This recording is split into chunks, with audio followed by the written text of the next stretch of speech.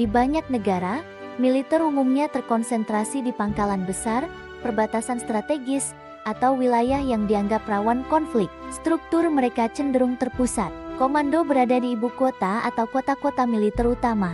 Pasukan ditempatkan di lokasi yang sudah dirancang khusus untuk operasi pertahanan konvensional. Namun Indonesia berbeda. Di negeri kepulauan ini, kehadiran militer tidak hanya terlihat di markas besar atau pangkalan utama. Ia hadir hingga tingkat provinsi, kabupaten, bahkan kecamatan. Di berbagai daerah, masyarakat akrab dengan keberadaan aparat teritorial yang berinteraksi langsung dengan lingkungan sekitar. Mengapa Tentara Nasional Indonesia memiliki begitu banyak batalion dan satuan teritorial? Jawabannya berakar pada satu konsep mendasar yang menjadi fondasi pertahanan negara, pertahanan rakyat semesta. Konsep ini bukan sekadar jargon, ia tertanam dalam sejarah pembentukan militer Indonesia sejak awal kemerdekaan. Ketika Indonesia memproklamasikan kemerdekaan pada tahun 1945, kondisi negara belum stabil, infrastruktur militer belum mapan, persenjataan terbatas, organisasi belum terstruktur seperti militer modern saat ini. Dalam situasi tersebut, pertahanan tidak bisa hanya mengandalkan pasukan reguler. Rakyat ikut terlibat dalam perjuangan mempertahankan kemerdekaan. Model pertahanan ini berkembang menjadi doktrin nasional yang kemudian dikenal sebagai sistem pertahanan dan keamanan rakyat semesta. Doktrin ini menegaskan bahwa pertahanan negara melibatkan seluruh komponen bangsa, bukan hanya prajurit aktif, tetapi juga wilayah, masyarakat, serta sumber daya nasional. Militer tidak berdiri terpisah dari rakyat, melainkan menjadi bagian yang menyatu dengan kehidupan nasional. Sebagai negara kepulauan terbesar di dunia dengan ribuan pulau dan bentang alam yang luas, Indonesia tidak mungkin mengandalkan pertahanan yang terpusat di satu atau dua titik saja. Jika seluruh kekuatan hanya terkumpul di ibu kota, bagaimana dengan wilayah perbatasan terpencil? Bagaimana dengan daerah yang jauh dari pusat komando? Karena itu, sistem teritorial menjadi implementasi nyata dari konsep pertahanan rakyat semesta. Struktur teritorial di Indonesia dibangun secara berlapis. Di tingkat provinsi terdapat komando daerah militer Kodam. Di tingkat kabupaten atau kota ada komando distrik militer Kodim. Sementara di tingkat kecamatan terdapat komando rayon militer Koramil. Struktur ini memungkinkan kehadiran militer sampai ke tingkat paling bawah dalam pembagian administratif wilayah. Namun penting untuk dipahami, keberadaan struktur ini bukan semata-mata untuk pendekatan militeristik. Fungsi teritorial mencakup pembinaan wilayah, pemetaan potensi pertahanan, serta komunikasi sosial dengan masyarakat. Aparat teritorial mengenal kondisi wilayahnya, geografi, demografi, potensi sumber daya, hingga dinamika sosial yang ada. Dengan demikian, ketika terjadi situasi darurat, respons dapat dilakukan lebih cepat dan terkoordinasi, baik ancaman keamanan, bencana alam, maupun kondisi luar biasa lainnya. Bandingkan dengan sistem yang sepenuhnya terpusat. Jika terjadi gangguan di daerah terpencil dan semua komando harus menunggu instruksi dari pusat yang jauh, respons bisa terlambat.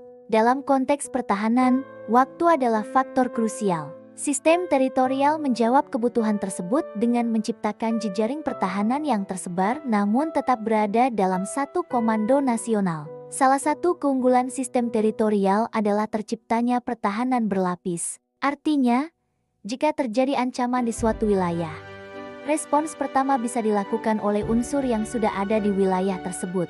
Tidak perlu menunggu seluruh kekuatan digerakkan dari pusat.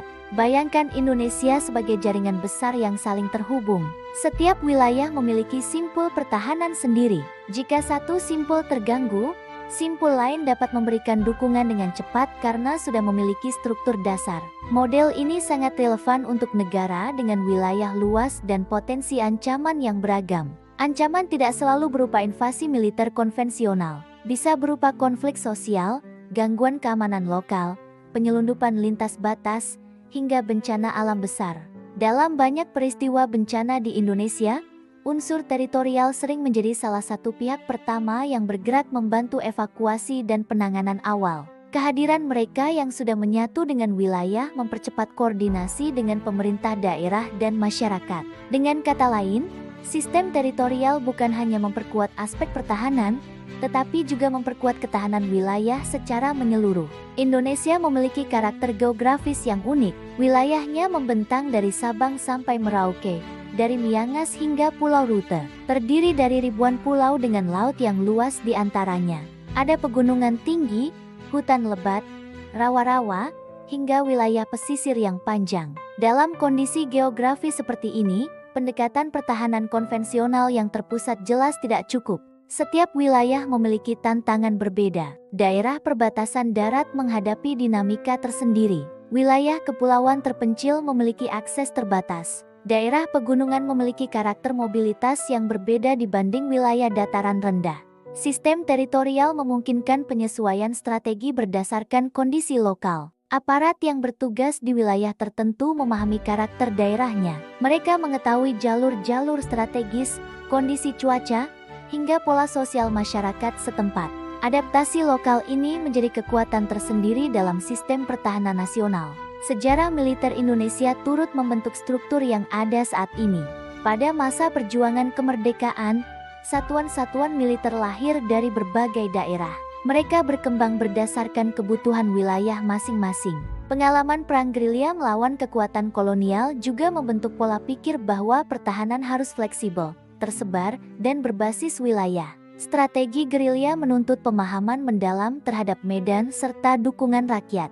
Nilai-nilai ini kemudian diinstitusionalisasikan dalam sistem pertahanan nasional. Seiring perkembangan zaman, struktur tersebut terus disesuaikan dengan dinamika keamanan modern. Namun fondasi utamanya tetap sama, pertahanan tidak boleh terlepas dari wilayah dan rakyatnya. Seringkali muncul pertanyaan, apakah keberadaan satuan teritorial hanya berkaitan dengan aspek militer semata? Dalam praktiknya, sistem ini juga memiliki dimensi non-militer. Aparat teritorial kerap terlibat dalam pembinaan ketahanan wilayah, komunikasi sosial, hingga mendukung program pemerintah di daerah. Hal ini sejalan dengan konsep bahwa pertahanan negara mencakup aspek ideologi, politik, ekonomi, sosial, dan budaya. Ketahanan nasional tidak hanya diukur dari kekuatan senjata, tetapi juga stabilitas dan kesiapan masyarakat menghadapi berbagai tantangan. Dengan adanya jaringan teritorial, koordinasi antara unsur pertahanan dan pemerintah daerah menjadi lebih efektif. Informasi dapat mengalir dua arah, dari pusat ke daerah, dan dari daerah ke pusat. Di era globalisasi dan perkembangan teknologi, ancaman semakin kompleks. Tidak lagi terbatas pada serangan fisik, tetapi juga ancaman non-konvensional seperti siber, disinformasi, hingga gangguan stabilitas sosial. Struktur teritorial memberi keunggulan dalam hal deteksi dini. Kehadiran aparat di wilayah memungkinkan pemantauan situasi secara lebih dekat. Potensi gangguan dapat dikenali lebih awal sebelum berkembang menjadi masalah besar.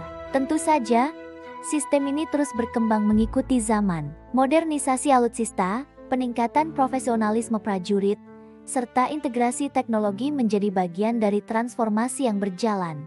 Namun esensinya tetap, pertahanan yang kuat adalah pertahanan yang memahami wilayahnya dan dekat dengan rakyatnya. Banyaknya batalion dan satuan teritorial di Indonesia bukan sekadar persoalan jumlah atau ekspansi struktur. Ia adalah hasil dari sejarah panjang, kondisi geografis yang unik, serta doktrin pertahanan yang menempatkan seluruh bangsa sebagai bagian dari sistem pertahanan. Sebagai negara kepulauan terbesar, Indonesia membutuhkan pendekatan yang berbeda dari negara kontinental.